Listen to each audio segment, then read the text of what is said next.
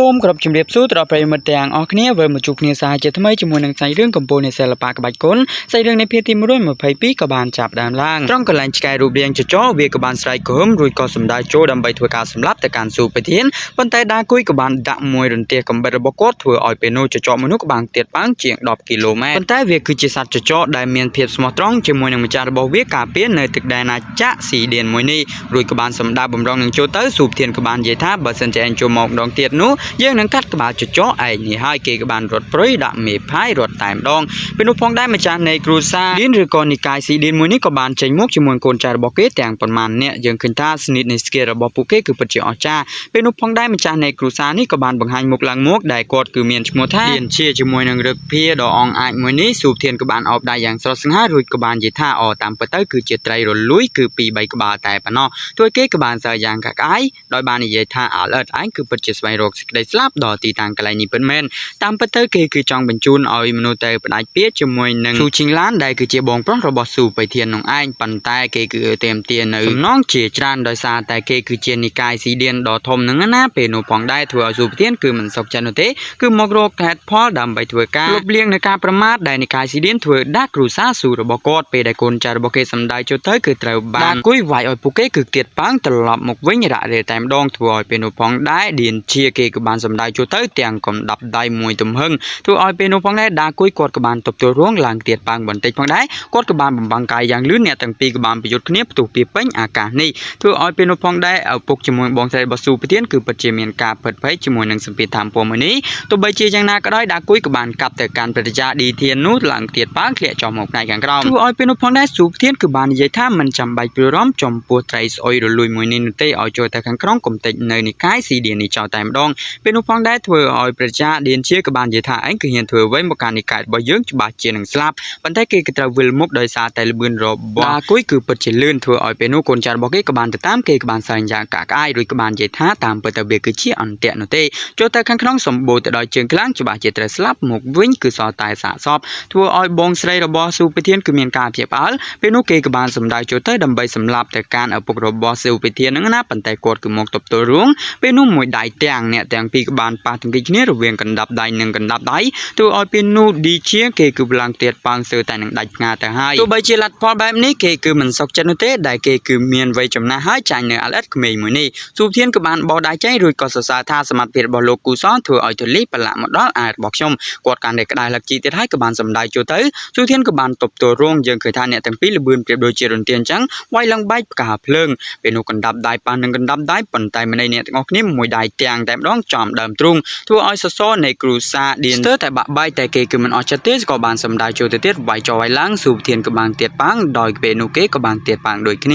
ាខណៈពេលនោះផងដែរគាត់គឺដូចជាត្រដាប់ទៅឌូដូចជាចិត្តអស់នៅអាគុយទៅហើយគាត់គឺពិតជាគ្មានកម្លាំងធម្មពលដើម្បីតស៊ូទៀតនោះទេស៊ូធានក៏បាននិយាយថាតាមមើលទៅម្ចាស់នៃនិកាយស៊ីឌៀនដ៏អស្ចារ្យលោកនេះគឺមានកម្លាំងធម្មពលតែប៉ុណ្ណេះទេឬគេក៏បាននិយាយថាអាឡិតឯងគឺពិតជាក្រអឺតក្រទមពេកហើយក៏បានសម្ដៅឡើងទៅលើការបង្កើតទៅជាក្បួនដ៏ធំបញ្ចេញនៅចំហាយធម្មពលកូររន្ទះដែលរួមបញ្ចូលជាមួយនឹងរន្ទះពោះស្វាយរបស់គាត់ស៊ូធានក៏បាននិយាយថាចង់ប្រើធម្មពលរន្ទះផងគាត់ក៏បានសម្លឹងមើលទៅការមួយរបស់គាត់បន្តិចធ្វើឲ្យធម្មពលមនុស្សក៏ត្រូវបានធ្លាក់ចុះរួចក៏បានធ្វើឲ្យគេនឹងគឺមិនអាចទប់ទល់ជាមួយនឹងសម្ពាធធម្មពលមនុស្សបានលុតជង្គង់នៅមុខស៊ូបៃធានតើស៊ូបៃធានក៏បាននិយាយថាអាយ៉ាយ៉ាងមិនទៅហើយមិនទាន់វាយជាប់ផងបែរជាលុតជង្គង់សុំចោះចាញ់ហើយធ្វើគេក៏បាននិយាយថារោគស្លាប់ហើយអាឡឺតក៏បានសម្ដៅចូលទៅជាមួយមួយស្និតមួយនោះបំរុងនឹងទៅសម្លាប់ស៊ូបៃធានប៉ុន្តែស៊ូបៃធានក៏បានបើកភ្នែកឡើងជាមួយនឹងសម្ពាធធម្មពលគេគឺមិនអាចងើបរួចនោះទេព្រឹទ្ធាស៊ីឌៀនគឺពិតជាមានភាពតស៊ូខ្លាំងមែនទែនសម្ដៅទៅរកស៊ូបៃធានម្ដងទៀតប៉ុន្តែស៊ូបៃធានគឺបានសម្លឹងមើលម្ដងទៀតសម្ពាធនៃធម្មពលជន់ទៅកាន់គាត់លើកនេះធ្វើឲ្យមកក្បាលទៅនឹងដីតែម្ដងទោះបីជាគាត់គឺប្រឹងងើបទៅហើយក៏ងើបមិនរួចដែរលោះមួយជើងរបស់គាត់ចំកណ្ដាលក្បា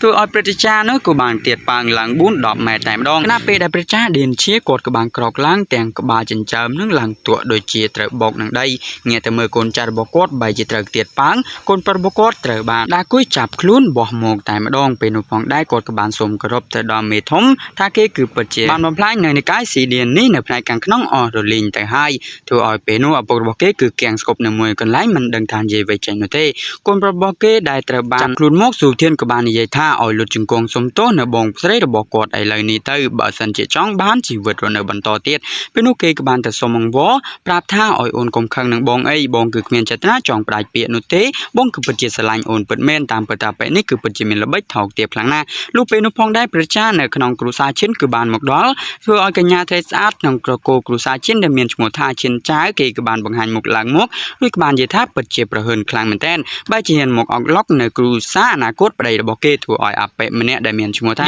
ឈិនរងក៏បានចង្អុលថាអូនសម្លាញ់ហាមានស្រីថោកទាបមួយនោះវាគឺចង់បានបងធ្វើជាប្តីពេកទើបបានលើកទ័ពគ្រួសាររបស់វាមកអុកឡុកកំទេចគ្រួសាររបស់បងជាសំណាងល្អហើយដែលអូនមកដល់ទីតាំងកន្លែងនេះតនពេលធ្វើពេលនោះនាងក៏បាននិយាយថាអូស្រីថោកទាបមួយនេះតើបងគូតែធ្វើចំពោះវាបែបណាបើសិនជាវាគឺគ្មានគេខ្មាស់ដល់ថ្នាក់នេះធ្វើគេក៏បានបោដៃបោជើងដោយបានដើរសម្ដៅចូលទៅតែម្ដងរួចក៏បាននិយាយថាណែស៊ូឈិនឡាមនាងកុំគិតថាយើងនឹងគឺរៀបការជាមួយនឹងនាងឲ្យសោះដំបងឡើយយើងគឺពិតជាបោកប្រាស់នាងដើម្បីទទួលបាននៅគេដំណើរនឹងទ្រព្យភ្នាប់គ្រូសាស៊ូដល់រងរឿងពេលនេះគ្រូសាស៊ូគឺគ្មានគេឈ្មោះវ័យទៀតនោះទេគេគឺគ្មានតម្លៃអីត្រូវបោកនាងបន្តទៀតនៅឡើយធ្វើនាងគឺពិតជាខឹងខ្លាំងមែនទែនគេក៏បាននិយាយសម្ដីឆ្លើយថាគ្រូសាស៊ូមិននឹងសាកសមនឹងគេទៅគេគឺរៀបការជាមួយគ្រូសាឈិនប៉ុន្តែសម្ដីរបស់គេមិនទាន់ជាប់ទេត្រូវបានស៊ូទៀនផ្ទះគេមួយដៃឡើងទៀតបងរួចក៏បានដាក់ថែមពី3ដៃទៀតធ្វើឲ្យពេលនោះកញ្ញាឈិនចៅគេក៏បាននិយាយថាប្រហើនឯងបែរជាហ៊ានវាយប្តីរបស់យើងផងស៊ូទៀនក៏បានសម្លឹងទៅកាន់គេជន់សម្ពីនិធម្មពួកគេមិនអាចងើបរួចនោះទេធ្វើឲ្យពេលនោះផងដែរម្ចាស់គ្រូសាឈិនក៏បានដកនៅដៃរបស់គាត់ធ្វើការកាប់ឡើងទៅរួចក៏ធ្វើការពុះចេញប៉ុន្តែយើងឃើញថាសម្ពីនិធម្មពួករបស់ដាគួយបំបីក្តិចគ្មានសល់ធ្វើឲ្យអ្នកទាំងពីរទាំង3ក៏បានទៀតផងធ្វើឲ្យគាត់គឺពិតជាឆ្ងល់ខ្លាំងមែនទែនហេតុអ្វីក៏សម្បូរទៅដោយជើងខ្លាំងបែបនេះប៉ុន្តែមិនធ្វើទេអាលអិតបើសិនជាឯងនេះគឺទទួលចង់ស្លាប់ទៅហើយនោះបន្តិចទៀតនេះពួកបរិះគ្រូសាឈិនរបស់គាត់នឹងមកដល់ឥឡូវនេះហើយឯងគឺត្រៀមរោគសេចក្តីស្លាប់ទៅពេលនោះផងដែរធ្វើឲ្យឪពុកនិងបងស្រីរបស់ស៊ូទៀនគឺពិតជាមានការពិតភ័យព្រាមផងដែរផ្ទៃមេឃក៏មានទៅជាបាតុភូតដ៏កាចសាហាវជាមួយនឹងវងដង្ហែដែលគឺជាវងសัตว์ដើម្បីធ្វើការដឹកនាំមកទីតាំងកន្លែងនោះហើយគឺជាមនុស្សនៅក្នុងត្រកូលគ្រូសាឈិននឹងឯងដែលគឺជាបុព្វបុរសដែលគេល្បីថាខ្លាំងក្លានោះហ្នឹងណាធ្វើឲ្យពេលនោះស៊ូទៀនក៏បានសម្លឹងមើលសាច់រឿងក៏ត្រូវបានកាត់ស្លេះតែប៉ុណ្ណឹងជត់ឆាកប្រយុទ្ធដ៏អស្ចារ្យមិនតនឹងចាប់ផ្ដើមនៅទេគឺសូមអរគុណជួបគ្នានៅវីដេអូក្រោយបន្តទៀតសាច់រឿងមួយនេះគឺពិតជាល្អមើលខ្លាំងមែនទែនហើយអេដមីនក៏បានបកប្រែខុសពីភាគមុនហ្នឹងណាថាពួកគេគឺគ្រាន់តែចង់យកនៅទ្រព្យកំណត់ពីគ្រូសាស៊ូដែលមិនបានបងពន្ធតាមពិតទៅគេគឺមកដាច់ពាក្យហើយគេទាមទារនៅពន្ធដ៏អស្ចារ្យនិងដ៏ចម្លែកទៀតផងធ្វើឲ្យស៊ូទៀនមិនអាចទ្រាំបានទេគឺត្រូវតែមកកំទេចនៅគ្រូសានេះចោលតែម្ដងហ្នឹងណាសូមអរគុណសូមគោរពលា